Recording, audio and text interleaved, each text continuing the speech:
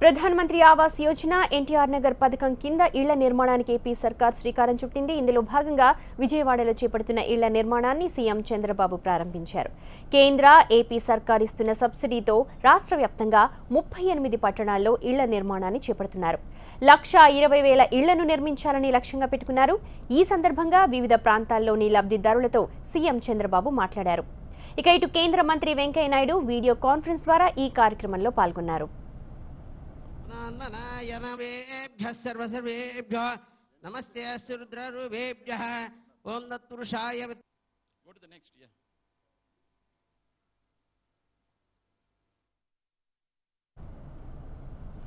ఇసుక మాఫియాకు సీఎం చంద్రబాబు హెచ్చరికలు జారీ చేశారు. ఇసుక మాఫియా ఇష్టారాజ్యంగా వ్యవహరిస్తే తిరగబడండి అని ప్రజలకు పిలుపునిచ్చారు. ఒకరిద్దరు స్వార్థపూరితంగా వ్యవహరిస్తే కబడ్దార్ అని వార్నింగ్ ఇచ్చారు చంద్రబాబు నాయుడు. పేదవాళ్ళ ఇండ్లకు కావాల్సిన ఇసుక ఎక్కడ కూడా ఒక్క పైసా తీసుకోకుండా ఫ్రీగా ఇచ్చాం. ఈరోజు 700 కోట్లు 800 కోట్ల రూపాయల ఆదాయం వచ్చేది.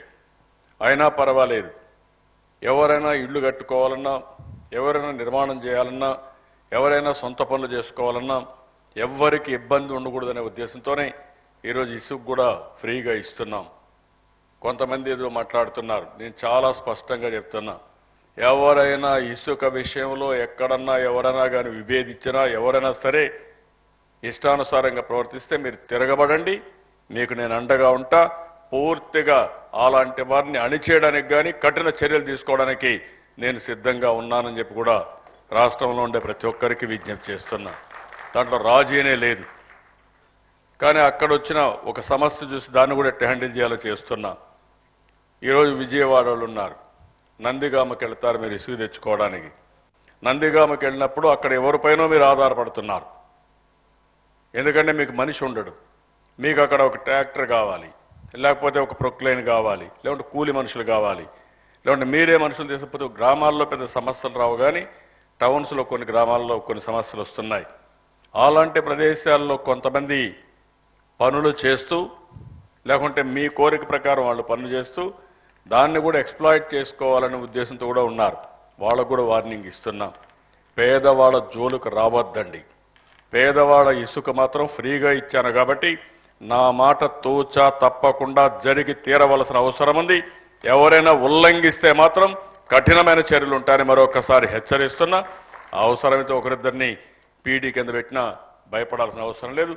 అలాంటి వారిని జైల్లో కూడా పెడతాను. ఎందుకంటే ఒక పద్ధతి ప్రకారం ఈ ప్రభుత్వం ముందుకు పోతా ఉంది. ప్రతి ఒక్కరికి ఒక భయం ఉండాలి, స్వార్థానికి కూడా ఒక హద్దు ఉండాలి.